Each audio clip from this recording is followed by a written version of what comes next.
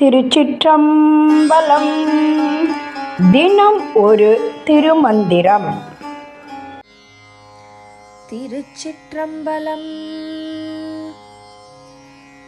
ஆற்றுகிலா வழியாகும் இறைவனை போற்றுமின் போற்றி, புகழ்மின் புகழ்ந்திடில் மேல் திசைக்கும் கிழக்கு திசையெட்டோடு மாற்றுவன் அப்படி ஆட்டவும் ஆமே.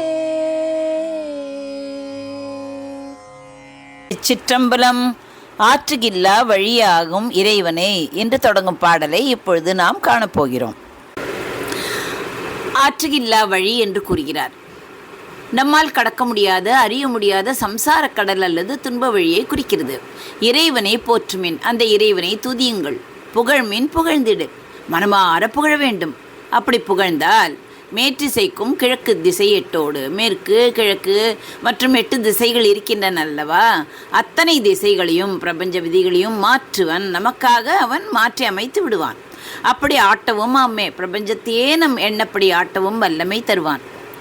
நம்மால் தனியாக கடக்க முடியாத பிறவி துன்பம் அல்லது தீராத கர்ம வினைகள் என்னும் வழியில் நாம் தவிக்கும் போது நமக்கு நல்வழி காட்டக்கூடியவன் யார்? இறைவன் ஒருவனே. அந்த பரம்பொருளை நாம் இடைவிடாது போற்றி மனமுருகி புகழ்ந்து வழிபட வேண்டும்.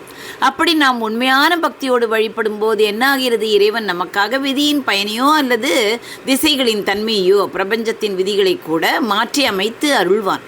நமக்கு சாதகமாக இந்த உலகத்தையே இயக்கும் பேராற்றலை அந்த பக்தி நமக்கு தந்து விடுகிறது.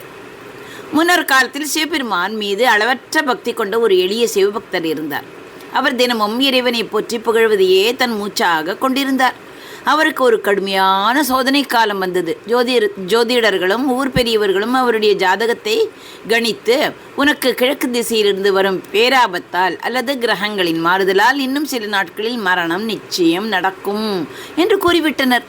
இயற்கையின் விதிகளின்படி குறிப்பிட்ட திசையிலிருந்து வரும் அந்த தீவினியை யாராலும் தடுக்க முடியாது என்ற நிலை வந்துவிட்டது. பயந்து போன அந்த பக்தர் தனக்கு வேறு வழி தெரியாமல் இறைவனின் திருவடிகளையே சரணடைந்தார். ஆற்றுலகில்லா வழியாகும் இறைவனை போற்றுமேன் என்ற வரிகளுக்கு ஏற்ப தன் துன்ப வழியை கடக்க இறைவனை நோக்கி உருகி பாடினார். அவருடைய உண்மையான பக்திக்கு இறங்கிய சிவபெருமான் என்ன செய்தார்? விதியின் கணக்கையும் பிரபஞ்ச விதியையும் மாற்ற திருவுள்ளம் கொண்டார்.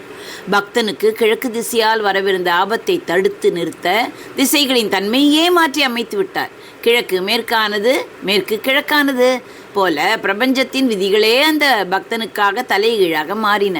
ஆபத்து வந்த வழி தெரியாமல் மறைந்தது. பக்தன் நீண்ட ஆயுள் பெற்று வாழ்ந்தான். இவ்வளவு அழகான கதை பாருங்கள். நாம் கிரகங்களின் அமைப்போ திசைகளின் தோஷமோ அல்லது விதியின் பயனோ என்று நினைத்து அஞ்சும் வழிகள் பல இருக்கின்றன. ஆனால் எவராலும் மாற்ற முடியாத அந்த விதியையும் திசைகளின் போக்கியும் கூட தூய பக்தியோடு இறைவனை போற்றி துதித்தால் அவன் நமக்காக மாற்றி அமைப்பான் என்பதே இந்த பாடலின் உணர்த்தும் கருத்தாகும். திருமூலரின் இந்த வாக்கு இறைவனை முழுமையாக நம்பி சரணடைபவர்களுக்கு எந்த விதியும் தடையாக இருக்காது என்பதை நமக்கு மிக அணித்தரமாக உணர்த்துகிறது.